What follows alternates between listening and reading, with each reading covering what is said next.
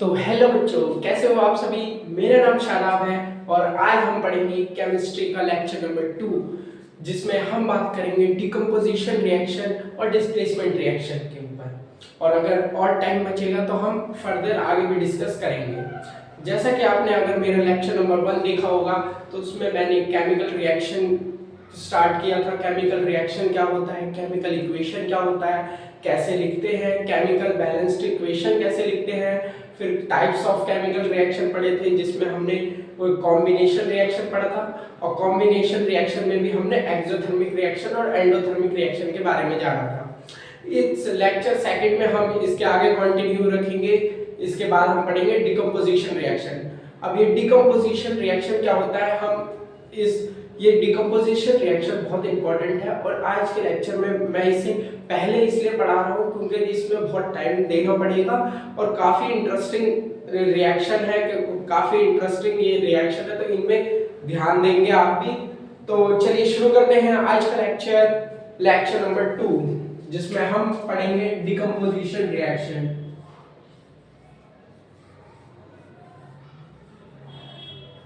Decomposition reaction मेरे writing पे ना है, अगर आपको नहीं समझ आए लिखने में तो आप टेंशन ना लें, आप लेक्चर पूरा देखिए। लेक्चर का पीडीएफ आपको नोट्स के फॉर्म में टेलीग्राम ग्रुप पे मिल जाएगा नोट्स पे। तो केमिकल रिएक्शन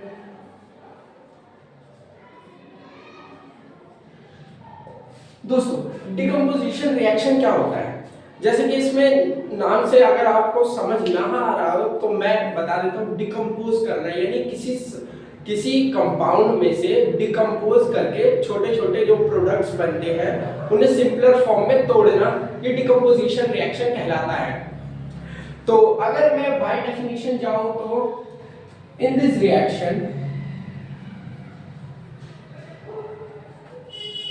रिएक्शन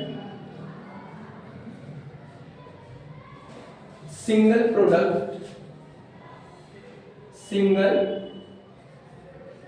प्रोडक्ट नहीं रिएक्टेंट बच्चों, सिंगल रिएक्टेंट ब्रेक डाउन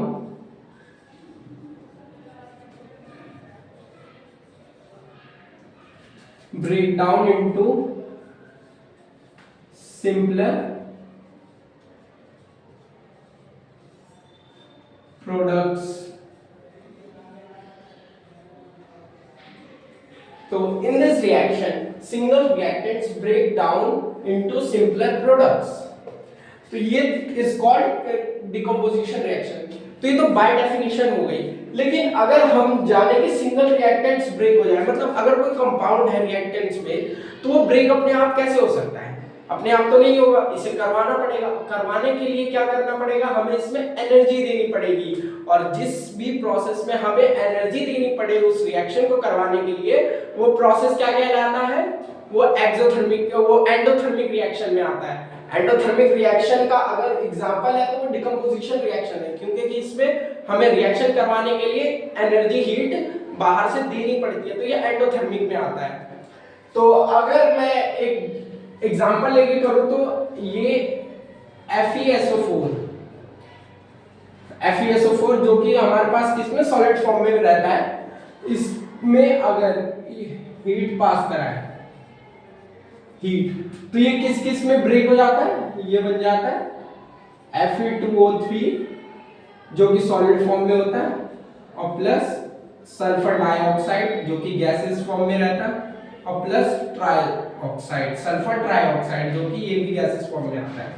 ये रिएक्शन बहुत इंपॉर्टेंट है। अब ये रिएक्शन इंपॉर्टेंट क्यों है, क्योंकि कि अगर आप एनसीईआरटी बुक देखें क्लास 10 की तो उसमें ये एग्जांपल, ये रिएक्शन एक ऐसा इकलौता रिएक्शन है जिसमें जो फेरस सल्फेट का जो डिकम्पोजिशन होता है उसमें दो गैसेस निकलती है, सल्फर डाइऑक्साइड और सल्फर ट्राइऑक्साइड। अगर हम बात करें कि इसमें इसे ब्रेक करने के लिए हीट क्यों देना पड़ा, तो डिकम्पोजिशन रिएक्शन जो होता है वो एनर्जी देनी पड़ती है। अब एनर्जी जरूरी तो है नहीं कि वो हीट के फॉर्म में हो, तो एनर्जी भी हम इसमें, अगर हम डिकम्पोजिशन रिएक्शन में बात करें तो हम इसमें 3 तरीके से एनर्जी देते हैं। पहला क्या होता है, फोटोलिटिक।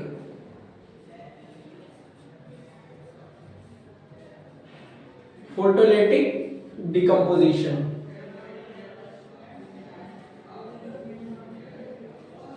Photolytic decomposition. और दूसरा क्या होता है हमारे पास, इलेक्ट्रोलाइटिक डिकम्पोजिशन।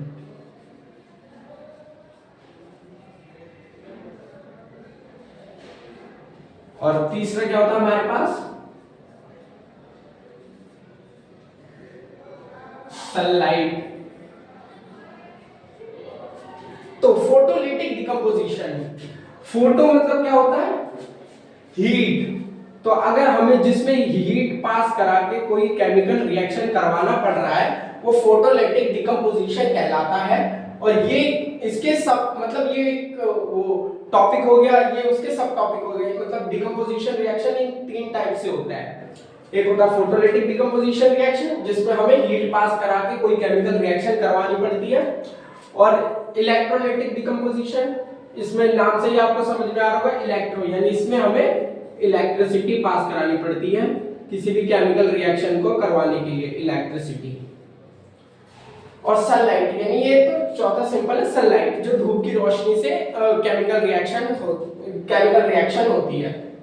तो ये तो जान लिया। अब इनके एक अगर एग्जांपल देखें तो ये भी एक फोटोलिटिक डिकम्पोजिशन में ही आएगा। और अगर इसका एक और एग्जांपल मैं दूं फोटोलिटिक डिकम्पोजिशन के, तो एक आता है हमारे पास जो कि बहुत इंपॉर्टेंट है एनसीईआरटी बुक में, जिसमें क्या होता है, लेड नाइट्रेट PbNO3 का ट्वाइस। और लेड नाइट्रेट में जब हम हीट पास कराते हैं तो ये क्या देता है हमारे पास, लेड ऑक्साइड प्लस में नाइट्रोजन डाइऑक्साइड जो कि गैसेस फॉर्म में होते हैं, और ये सॉलिड फॉर्म में मिलता है, और ये भी सॉलिड में ही हमें मिलता है। और यहाँ प्लस में क्या निकलता है, ऑक्सीजन, जो कि ये भी गैसेस है। तो गैसेस को जी से शो करते हैं, ठीक है। अब ये जो होता है, ये लेड नाइट्रेट में जब हम हीट पास कराते हैं तो उसमें लेड ऑक्साइड, नाइट्रोजन डाइऑक्साइड और ऑक्सीजन गैस निकलती है। अब ये जो होता है बच्चों लेड ऑक्साइड, ये दिखता कैसा है, ये हमारे पास येलो कलर का दिखता है, येलो कलर का दिखता है। अब इस नाइट्रोजन डाइऑक्साइड जो गैस निकली है, इसको हम पहचानेंगे कैसे कि ये गैस निकली है। जब आप ये रिएक्शन कर रहे होंगे तो उसमें एक ब्राउन कलर की गैस निकलती है, ब्राउन फ्यूम्स। तो उस ब्राउन गैस जो होती है वो नाइट्रोजन डाइऑक्साइड होती है। Brown fumes, smell brown fumes जैसी आती है, तो ये क्या होता है, नाइट्रोजन डाइऑक्साइड गैस से इसको पहचानने का तरीका है। ऐसी हाइड्रोजन गैस भी निकलती है, तो उसे हम कैसे पहचानते हैं कि हाइड्रोजन गैस है। आपने क्लास 8वीं में पढ़ा होगा कि उसमें पॉप साउंड आवाज आती है जब हम उसे आग के पास ले जाते हैं, मोमबत्ती जला के पास में ले जाते हैं, तो वो पॉप साउंड रिलीज करता है। तो मतलब वहां पे हाइड्रोजन गैस है। इसकी प्रेजेंस जानने के लिए हमें क्या करना पड़ता है, बर्निंग कैंडल लेकर जाना पड़ता है, तो वो पॉप साउंड करता है। तो ऐसे ही है। तो ये तो फोटोलिटिक डिकम्पोजिशन रिएक्शन के मैंने यहाँ पे एग्जांपल लिख दिए। एक और बात बच्चों, ये फेरस सल्फेट जो होता है, ये तो रिएक्शन में ऐसे, लेकिन अगर इसका क्रिस्टल फॉर्म जो होता है वो क्या होता है, इसका क्रिस्टल फॉर्म FeSO4.7H2O। भैया ये 7 क्यों लगा दिया यहाँ पे, ये 7 इसलिए लगाया है क्योंकि ये जो क्रिस्टल फॉर्म में होता है, जो सॉलिड फॉर्म में होता है, उसमें जो वाटर के मॉलिक्यूल्स होते हैं तो वो 7 मोल्स होते हैं वाटर के, इसलिए डॉट से शो करते हैं। और यहाँ पे 7H2 यानी 7 जो है उसमें से 7 वहां पे वाटर के मॉलिक्यूल्स होते हैं, इसलिए हम यहाँ पे .7H2O। जैसे आप सेकंड चैप्टर में आगे पढ़ेंगे gypsum, plaster of Paris, POP, वो भी डॉट के फॉर्म में होता है ना, .10H2O, ½ H2O। तो उसमें भी क्या होता है, उतने नंबर्स ऑफ मोल्स होते हैं उनके क्रिस्टल फॉर्म में, इसलिए हम ऐसे शो करते हैं। तो हमने फोटोलिटिक डिकम्पोजिशन क्या होता है ये अच्छे से समझ लिया, इसके एग्जांपल भी देख लिए। मैं ये बार-बार रिएक्शन लिख के बताता हूँ ना, आपको भी लिख के ही करना है, क्योंकि ये रिएक्शन पेपर में लिख के आओगे ना तो एग्जामिनर पे अच्छा इंपैक्ट पड़ता है और नंबर अच्छे मिलते हैं। तो आप लिख के प्रैक्टिस कीजिए, खासकर उन रिएक्शन की जो आपकी एनसीईआरटी बुक में दी है। तो अब हम बढ़ते हैं इलेक्ट्रोलाइटिक डिकम्पोजिशन के ऊपर। तो मैं यहाँ पे रब कर देता हूँ थोड़ा सा, आपने नोट नहीं किया तो नोट कर लीजिए, और इसकी आपको पीडीएफ भी मिल जाएगी टेलीग्राम ग्रुप पे, आपने ज्वाइन नहीं किया है तो कर लेना, और लिंक डिस्क्रिप्शन में। तो मैं रब कर दे रहा हूँ।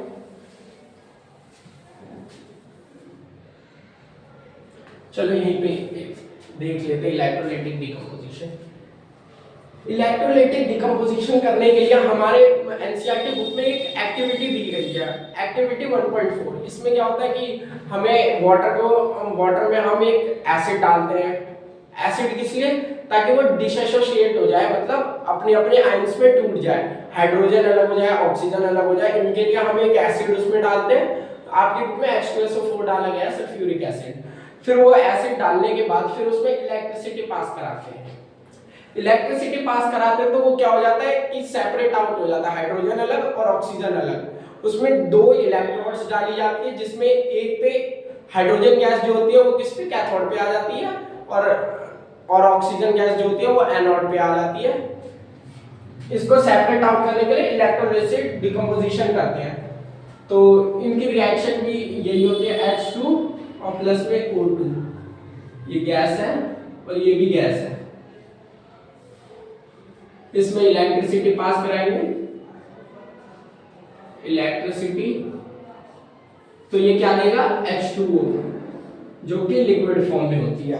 अब आप ये देखें तो ये कॉम्बिनेशन रिएक्शन का भी एग्जांपल हो सकता है। कैसे?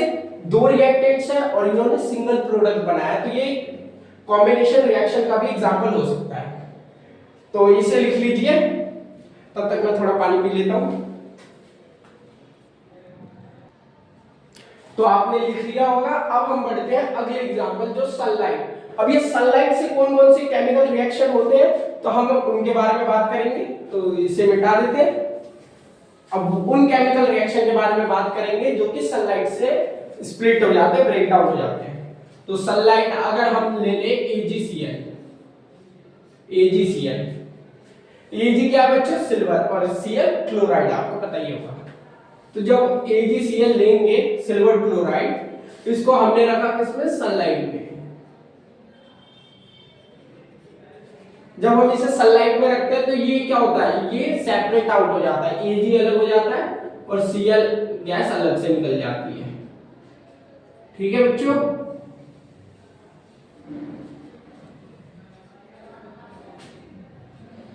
तो Ag अलग हो जाता है, Cl2 अलग हो जाता है। अब इसमें अगर इसे हम बैलेंस कर ले तो यहाँ पे 2 लगा के, और ये बैलेंस हो गया, ठीक है। अब इसमें क्या होता है, Ag जब हम सिल्वर क्लोराइड को धूप में रखते हैं तो ये ग्रे कलर का हो जाता है, मतलब व्हाइट सिल्वर क्लोराइड जो होता है वो ग्रे में कन्वर्ट हो जाता है, और ये वाला जो सिल्वर आता है ना, ये ग्रे कलर का आता है। इसको पहचानेंगे कैसे, जब केमिकल रिएक्शन हो जाती है ना तो ये ग्रे कलर का हो जाता है, ये ग्रे कलर का हो जाता है और क्लोरीन गैस निकल जाती है। और ये वाली जो रिएक्शन है, और अभी एक और रिएक्शन लिखूंगा, उनके बारे में अभी कुछ बताना है। तो एक ये होगी, और एक और रिएक्शन आती है जो सिल्वर ब्रोमाइड की होती है। सिल्वर ब्रोमाइड, जब इसमें हम सनलाइट देते हैं, सनलाइट, तो ये क्या, Ag और Br2 में टूट जाती है,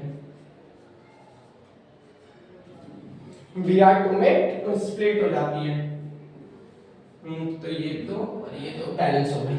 अब ये दो जो रिएक्शन है, इनके ऊपर एक क्वेश्चन पूछा जाता है कि ये रिएक्शन जो है वो किस में यूज होती है। तो मैं अगर बता दूं कि ये दोनों जो रिएक्शन है, ये वाली और ये वाली, ये दोनों रिएक्शन यूज होती है किसमें, black and white, black and white photography.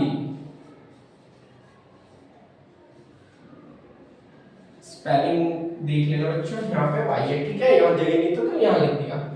तो ब्लैक एंड व्हाइट फोटोग्राफी में ये दो केमिकल रिएक्शन यूज की जाती है।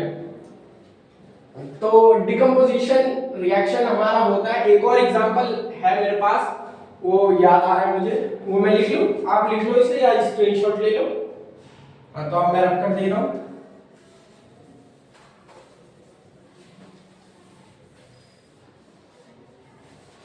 एक रिएक्शन और है आपके सिलेबस में, दैट इज लाइमस्टोन। CaCO3 में जब हीट पास कराएंगे तो ये क्या लेता है, CaO plus CO2 plus H2O। ये भी किसमें, फोटोलिटिक डिकम्पोजिशन रिएक्शन में आता है। अगर आप डिकम्पोजिशन रिएक्शन में एग्जांपल लिखते हैं तो ये काफी अच्छा इंपैक्ट डालेगा। इसका जो कॉमन नेम होता है, इसका केमिकल नेम तो होता है कैल्शियम कार्बोनेट, और इसको कॉमन नेम से जो जानते हैं वो होता है लाइमस्टोन। लाइमस्टोन के नाम से इसे जानते हैं। ये क्या होता है, ये होता है व्हाइट पीपीटी फॉर्म करता है। पीपीटी मतलब प्रेसिपिटेट। अभी जब हम डबल डिस्प्लेसमेंट रिएक्शन पढ़ेंगे तब इसके बारे में थोड़ा और बात करेंगे, अच्छे से जानेंगे कि प्रेसिपिटेट क्या है, प्रेसिपिटेट क्या होता है। तो आप ये रिएक्शन लिख लीजिए। तो अब हम बढ़ते हैं डिस्प्लेसमेंट रिएक्शन की ओर। डिस्प्लेसमेंट तो आप ये लिख लीजिए, फिर मैं इसे रब कर दे रहा हूं। तो लिख लिया होगा आपने।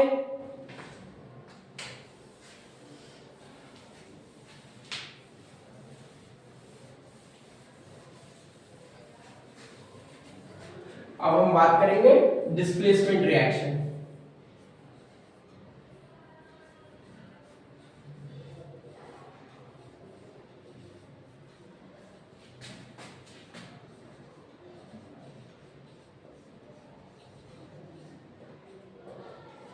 अब डिस्प्लेसमेंट रिएक्शन का नाम सुनकर ही आपको पता चल गया होगा, डिस्प्लेस करना यानी किसी भी कंपाउंड या किसी भी एलिमेंट को उसकी जगह से हटा देना ही डिस्प्लेसमेंट रिएक्शन कहलाता है। लेकिन क्या हर कोई किसी भी एलिमेंट या कंपाउंड को रिप्लेस कर सकता है? जी नहीं, ये अपनी वो रिएक्टिविटी के अकॉर्डिंग करते हैं। अगर कोई मेटल उनसे कम रिएक्टिव है तो वो उसका कंपाउंड, वो जिसके साथ कंपाउंड बनाया होगा उसकी जगह ले लेंगे और उसको साइड कर देंगे। तो जैसे मैं एक एग्जांपल लेता हूं यहाँ पे किसका, सोडियम का। सोडियम और प्लस में यहाँ पे ले लेते हैं लेड आयोडाइड। तो यहाँ पे क्या है, जो लेड है ना वो सोडियम से कम रिएक्टिव है, तो सोडियम क्या करेगा, इसको रिप्लेस कर देगा और ये बना देगा सोडियम आयोडाइड, और ये पीबी जो है वो साइड कर देगा, है ना, पीवी साइड कर देगा। तो ये क्या है, डिस्प्लेसमेंट रिएक्शन। लेकिन हमें कैसे पता चलेगा कि कौन किससे ज्यादा रिएक्टिव है? तो इसको पता करने के लिए आपके बुक में चैप्टर 3 जो कि मेटल्स एंड नॉन मेटल्स है, उसके पेज नंबर आप कितना 45, हाँ 45 पे जाए, वहां पे रिएक्टिविटी सीरीज करके एक टेबल बनी होगी, वो सीरीज लर्न कर लेना। जब हम उस चैप्टर पे आएंगे तो मैं आपको बताऊंगा कि उसे इजी वे में कैसे लर्न करना है। नहीं तो मैं कल ही आपको बता दूंगा, कल की क्लास में मैं आपको बता दूंगा कि उस रिएक्टिविटी सीरीज को याद करने का आसान तरीका क्या है। तो उसी रिएक्टिविटी सीरीज के अकॉर्डिंग जो मेटल की रिएक्टिविटी पता चलती है कि कौन किसको डिस्प्लेस कर सकता है या नहीं कर सकता। तो पहले बाय डेफिनेशन लिख लेते हैं एक बार। In this reaction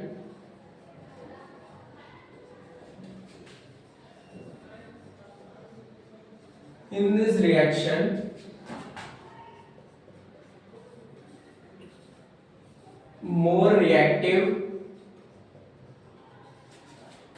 element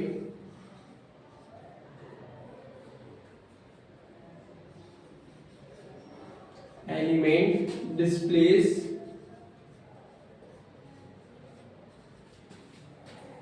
less reactive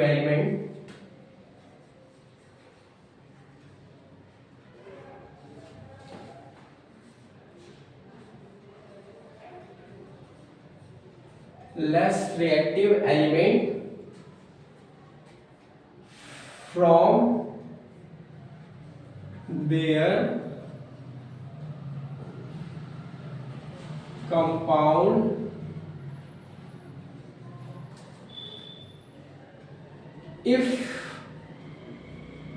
they have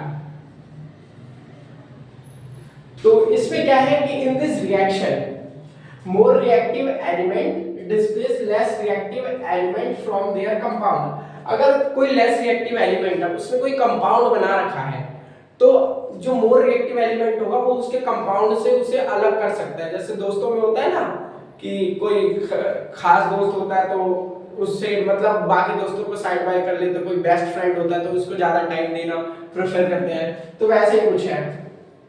तो अगर हम इसमें एग्जांपल की बात करें तो अगर फेरस सल्फेट ले ले, फेरस सल्फेट और प्लस में हम ले लें Na का बार बार एग्जांपल दे रहे हो सर आप? नहीं, हम दूसरा भी दे देंगे, फिर Mg ले लो। फिर यहाँ पे क्या बन जाएगा? Mg SO4 और प्लस Fe। ठीक है, यहाँ पे क्या हुआ, मैग्नीशियम ने फेरस को यानी आयरन को साइड कर दिया, फिर डिस्प्लेसमेंट रिएक्शन हो गई ना, फेरस की सल्फर फेरस की जगह मैग्नीशियम आ गया, तो ये डिस्प्लेसमेंट रिएक्शन हो गई। ऐसे इसमें एक और एग्जांपल दूं मैं आपको, तो एक हो जाएगा, तो अगला एग्जांपल हम ले लेते हैं लेड का। लेड प्लस में कॉपर क्लोराइड, तो ये क्या बना लेगा, लेड जो है वो ज्यादा रिएक्टिव है कॉपर से। आप रिएक्टिविटी सीरीज देखेंगे ना तो उससे आपको पता चल जाएगा। तो यहाँ से लेड जो आएगा वो कॉपर को उखाड़ फेंकेगा यहाँ से और इसकी जगह बैठ जाएगा, इसको इसके दोस्त से अलग कर देगा। तो यहाँ पे क्या बना लेगा ये लेड क्लोराइड PbCl2 और प्लस में ये कॉपर साइड कर देगा। ठीक है बच्चों, अब अगर आपको ये आ गया हो तो मैं एक अच्छा क्वेश्चन देना चाहता हूं आपको, तो वो मैं यहां पे लिख देता हूं। अगर हम इफ, क्वेश्चन लिख लेना, if we react ammonium chloride we react ammonium chloride with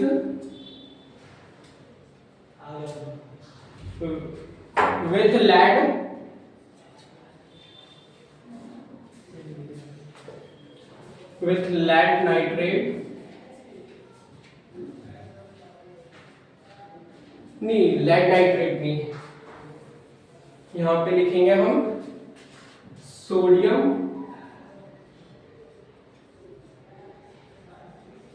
hydro oxide.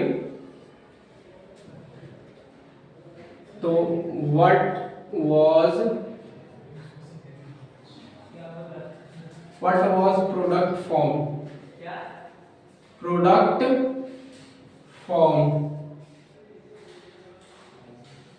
एक ये क्वेश्चन है और इसी में एक है, is this process exothermic और एंडोथर्मिक।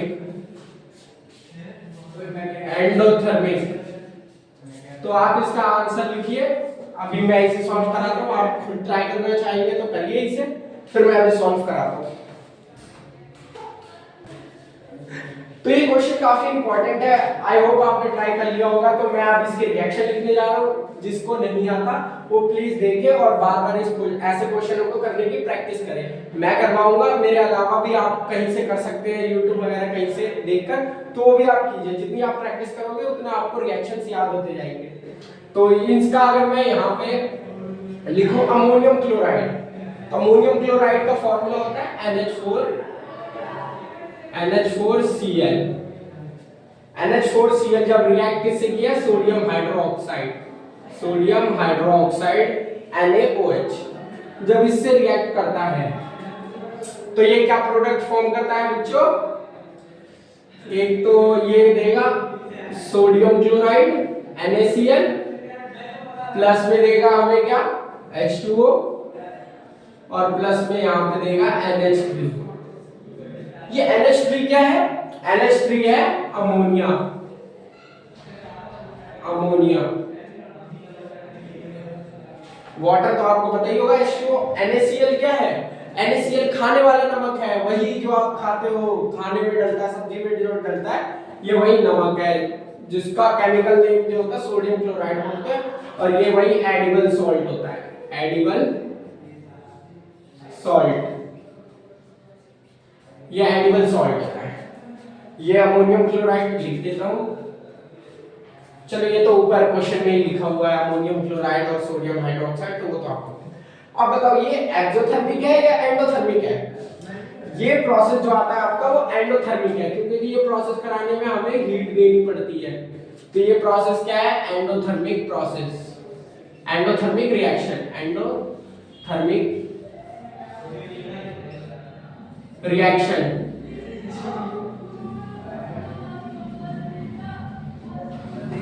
तो आई होप आपने लिख लिया होगा। आज के वीडियो में बस इतना ही, मिलते हैं अगली वीडियो में double displacement reaction and all, जो बाकी रिएक्शन हमारी रह गई है उन रिएक्शन को भी कंप्लीट करेंगे। तो मिलते हैं अगली वीडियो में।